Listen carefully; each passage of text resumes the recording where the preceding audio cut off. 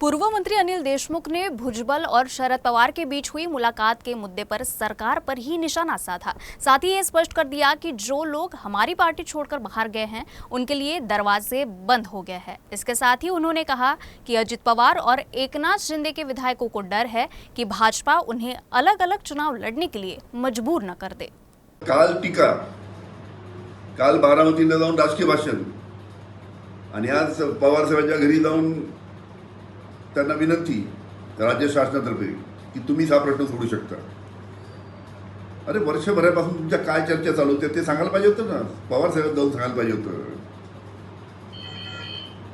विधानसभेमध्ये सर्व राजकीय भाषण, एकनाथ शिंदे पासून देवेंद्र फडणवीस पासून सर्वांचे राजकीय भाषण केले।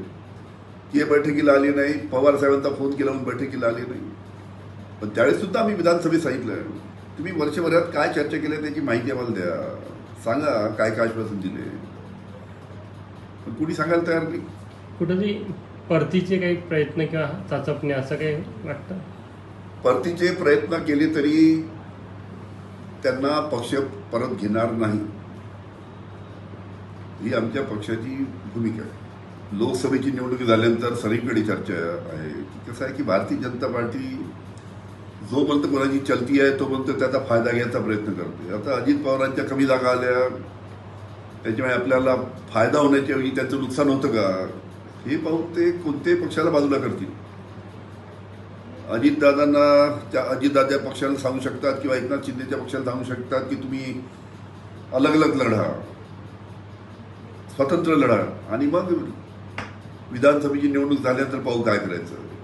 आणि त्यांना सुद्धा स्वतंत्र लढा लावतील अशी चर्चा विधानसभेमध्ये होती।